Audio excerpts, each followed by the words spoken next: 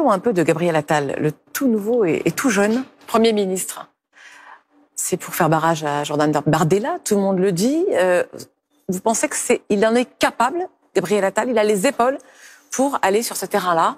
Moi, ce que je vois, c'est que si Emmanuel Macron a réellement nommé Gabriel Attal dans la perspective des élections européennes, c'est grave.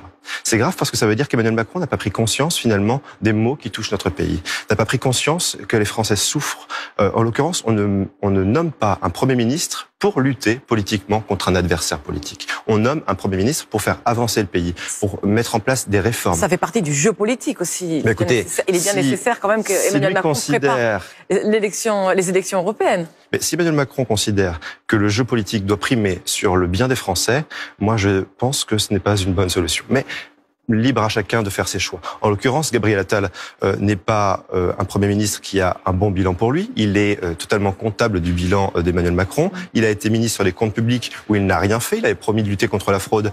Il n'a pas mis en place les mesures qu'il avait annoncées. Il a été un ministre finalement assez éphémère à l'Éducation nationale. Il n'est resté que 5 mois. Il a préféré privilégier sa carrière personnelle plutôt que de continuer sur le dossier de l'Éducation nationale. Rappelons-le quand même, il y a de gros problèmes qui ont été avoués d'ailleurs par la nouvelle ministre elle-même, puisqu'elle parle de l'absentéisme important et des non-remplacements des enseignants. D'ailleurs, en parlant de ce qu'a